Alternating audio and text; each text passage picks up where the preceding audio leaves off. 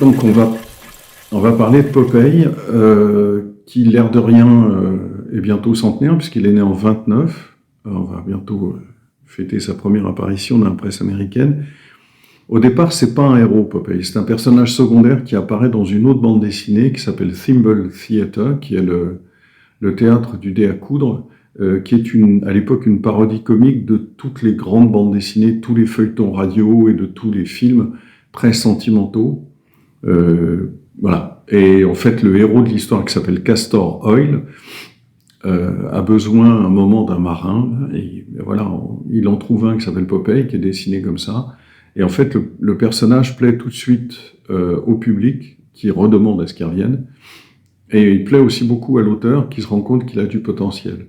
Donc Popeye va petit à petit prendre sa place dans la bande, une place de plus en plus importante, jusqu'à devenir le héros, au détriment du héros précédent qui s'appelait Castor Oil.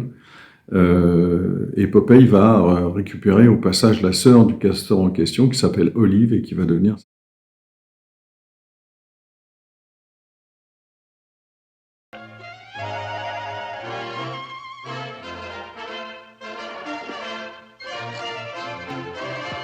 Le succès de Popeye se fait à un moment où la bande dessinée aux États-Unis, qui était avant à peu près intégralement comique, on appelait ça des funnies, et après des comics, donc les noms indiquent l'orientation vraiment humoristique de tout ça.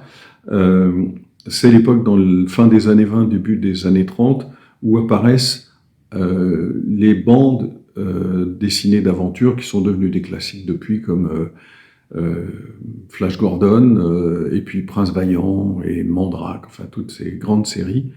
Et on peut dire que Popeye est un peu le contre-pied de ça. C'est une bande dessinée qui cultive un humour assez, on va dire, assez gros. Ça ne veut pas dire qu'il soit grossier, mais qui est volontiers dans la farce et une certaine forme de caricature.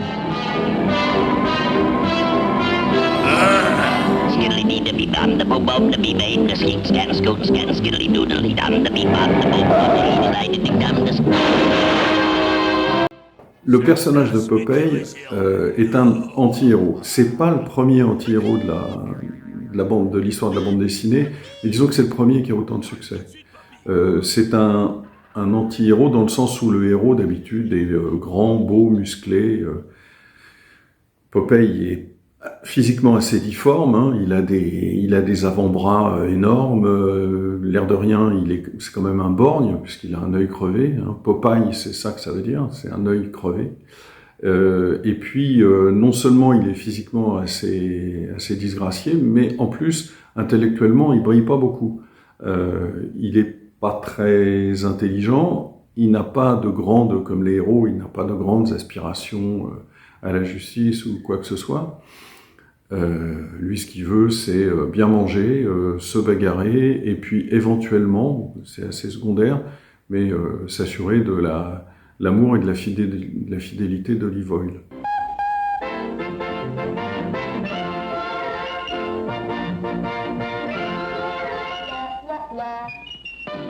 Et puis, il y a une chose que les traducteurs ont toujours eu un peu de mal à faire passer en français, quoique il y a eu des très bonnes traductions, c'est qu'il a une façon de parler l'anglais qui est très approximative et qui en anglais est extrêmement drôle. Il y a eu des traductions récentes qui rendent ça de façon assez spectaculaire. Alors le succès de Popeye en fait est assez rapide et vraiment important, au point même que comme c'est l'usage à l'époque, quand un personnage a du succès, on va l'utiliser dans la publicité, on va en faire des figurines, des jouets, tout un tas de choses qui arrivent à Popeye. Mais surtout, on va l'adapter au cinéma. Et c'est les studios des frères Fleischer qui sont restés dans l'histoire pour avoir inventé Coco le clown, mais surtout Betty Boop, qui vont approcher l'agence qui vend et distribue Popeye pour proposer qu'on fasse des dessins animés à partir du personnage.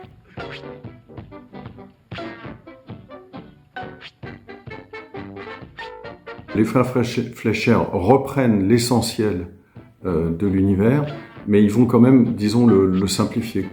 Une bande dessinée, surtout que les histoires de Popeye ne sont pas des gags au quotidien, mais c'est des histoires à suivre avec des tas de péripéties tout à fait invraisemblables. Dans le cas du dessin animé, ce sont du court-métrage, et donc il faut des scénarios qui sont assez ramassés. Et c'est les frères Fleischer qui vont trouver, en tout cas systématiser, une des choses qui est directement associée à Popeye quand on parle de lui, qui sont les épinards. Popeye consomme des épinards dans la bande, ça peut lui arriver, mais disons que sa force est naturelle. Il n'a pas besoin, comme d'autres personnages, comme je sais pas moi, Astérix, de prendre des potions magiques. Il est naturellement, dans la bande dessinée, il est naturellement fort. Et il le sait et il s'en sert. Dans les dessins animés, l'histoire est toujours à peu près la même. Et bon, quel que soit le contexte, Popeye se retrouve à devoir affronter des personnages beaucoup plus grands, beaucoup plus gros, beaucoup plus méchants que lui.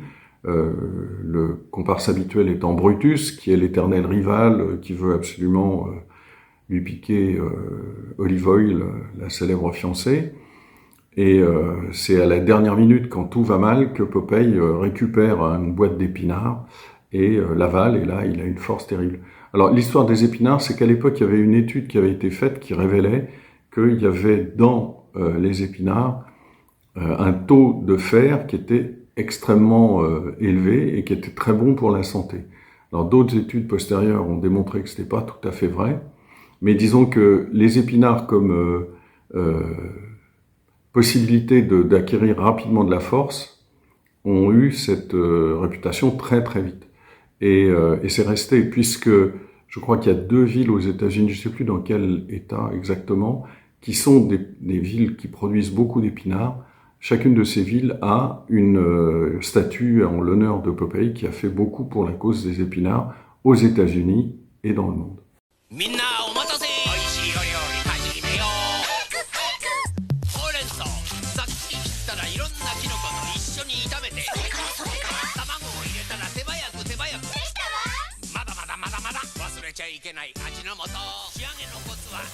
Si on parle de Popeye, c'est un personnage qui apparaît aux États-Unis, comme je l'ai dit, à une période où la bande dessinée se diversifie. Il n'y a plus uniquement des bandes comiques, comme on les connaît. Il y a aussi des bandes d'aventure comme Flash Gordon, Prince Vaillant, enfin voilà, et des bandes dessinées avec un dessin entre guillemets classique qui plaît beaucoup au public de l'époque. Et on peut dire que Popeye fonctionne un peu comme l'antidote de ça. C'est une bande dessinée qui se veut drôle, avec un humour assez farcesque, assez basique. On peut retrouver quelques éléments, me semble-t-il, dans tout ça, des personnages de la commedia dell'arte, de choses de ce genre. C'est pas un humour très raffiné. Il y a un jeu extrêmement élaboré sur le langage, puisque Popeye a une façon tout à fait approximative de manier l'anglais, mais disons qu'il est un peu un contre-exemple dans la bande dessinée de l'époque, qui est plein de héros grands, forts, musclés, intelligents, courageux et épris de justice. Voilà.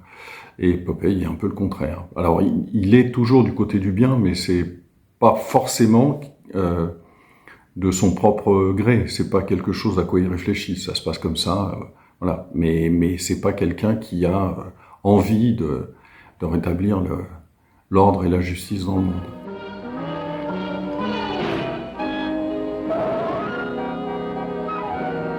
Si on doit dire un mot de son créateur, le créateur s'appelle Segar, S-E-G-A-R, ce qui fait d'ailleurs qu'en anglais ça se prononce Segar comme un cigare, et donc sa signature ce sera toujours son nom avec en dessous un petit cigare, voilà, qui fume. C'est quelqu'un qui est né à la fin du 19e siècle, je crois en 1894 de mémoire, et qui est mort assez jeune, à un peu plus de 40 ans, d'une leucémie. C'est un dessinateur entièrement autodidacte, il a appris tout seul, en travaillant dans la presse. Il a fait des tas de bandes qui n'ont pas eu de de grands destins qui n'ont pas duré très longtemps, mais il y en a une en particulier qui, à mon avis, indique d'où il vient, quelque part, dans le style et dans le type d'humour. Il a été un des dessinateurs qui ont adapté en bande dessinée les courts-métrages de Chaplin, qui était une star mondiale à l'époque, et donc il y a eu une exploitation sur tout support de son travail.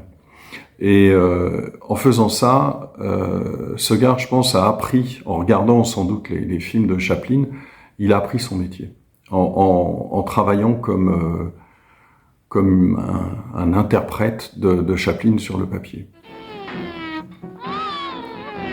Alors, comme Popeye a eu beaucoup de succès aux États-Unis, il lui est arrivé à partir de la fin des années 20 et jusque presque maintenant, d'être publié en France, dans les journaux. La grosse différence, me semble-t-il, entre sa situation dans la presse américaine et sa situation dans la presse française, c'est qu'aux États-Unis, comme toutes les bandes dessinées qu'on connaît, qui sont les classiques, que ce soit Mickey, d'autres séries dont on a déjà parlé comme Prince Vaillant ou Flash Gordon ou d'autres, étaient publiées dans la presse quotidienne.